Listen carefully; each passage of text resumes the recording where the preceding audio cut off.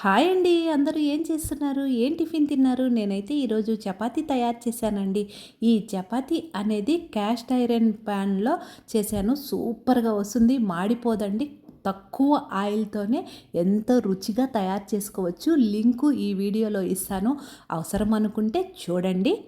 ఈరోజే కదండి ధనత్రయోదశి. ధనత్రయోదశి రోజు మీరు బంగారం కొన్నారా, వెండి కొన్నారో కామెంట్ సెక్షన్లో తెలియచేయండి.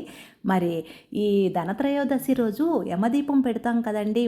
మరియు లక్ష్మీ పూజ, కుబేర కుంచము, కుబేర కుండలు ఎలా తయారు చేసుకోవాలో ఆల్రెడీ అమ్మదీవినా ఛానల్లో వీడియో అప్లోడ్ చేశాను, చూడండి. ఈ చపాతీలోకి మరియు మధ్యాహ్నం లంచ్ బాక్స్కి రెండిటికి కలిపి పొటాటో కుర్మా లాగా తయారు చేశానండి.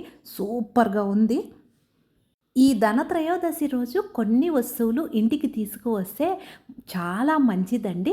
ఆ వస్తువులేంటో కూడా వీడియో తీసి అప్లోడ్ చేశానండి. ఈరోజు శనివారం కాబట్టి ఉప్పు, చీపురు అవి తెచ్చుకోకూడదు.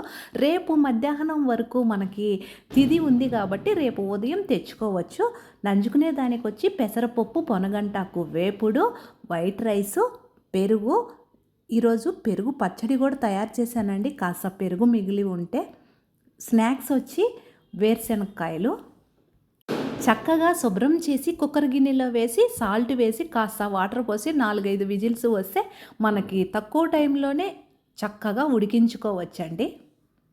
మర్చిపోకుండా ఈ 5 రోజుల దీపావళి పండుగకు సంబంధించినటువంటి వీడియోస్ మన అమ్మ దీవెన ఛానల్లో ఉన్నాయి. తప్పకుండా ఛానల్ని సబ్స్క్రైబ్ చేసుకొని చూస్తూ ఉండండి. ఈ ఛానల్ని కూడా ఫస్ట్ టైం చూస్తుంటే మర్చిపోకుండా సబ్స్క్రైబ్ చేసుకొని ఈ ఛానల్ని కూడా చూస్తూ ఉండండి.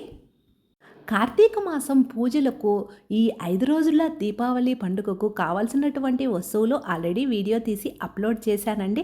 మరియు కార్తీక మాసంలో నెయ్యి దీపాలు వెలిగిస్తూ ఉంటాం కదండి, అవి కూడా తయారు చేసి